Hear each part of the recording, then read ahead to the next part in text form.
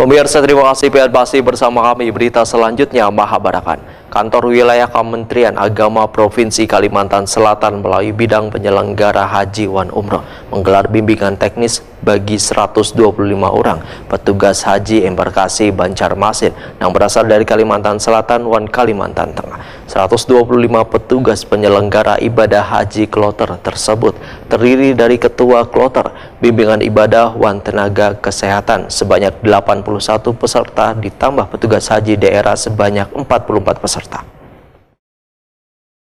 Kantor Wilayah Kementerian Agama Provinsi Kalimantan Selatan melalui bidang penyelenggaraan haji wan umroh menggelar bimbingan teknis bagi 125 orang petugas haji embarkasi Banjarmasin yang berasal dari Kalimantan Selatan wan Kalimantan Tengah.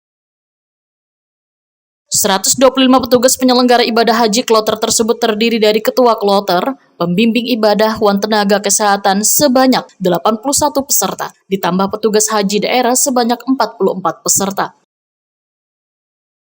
Kegiatan yang dihadiri Kepala Biro Kesrasetda Kalimantan Selatan, Kabak Non Pelayanan Dasar Kalimantan Tengah, PLH, Kepala Dinas Kesehatan Kalimantan Selatan, Kepala Bidang PHU Kanwil Kemenak Kalimantan Selatan wan Kalimantan Tengah, serta bubuhan fasilitator wan narasumber ini dibuka secara resmi oleh Kepala Kanwil Kemenak Kalimantan Selatan, Muhammad Tamrin, di Asrama Haji Embarkasi Banjarmasin malam Kamis 22 Februari 2024.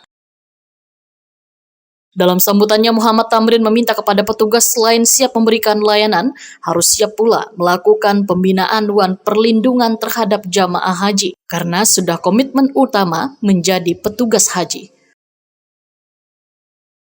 Petugas haji, ujar Muhammad Tamrin, harus sabar dalam bertugas, sebab sabar adalah kunci kesuksesan wan keberhasilan dalam melayani jamaah, khususnya sabar melayani lansia nang menjadi tamu Allah.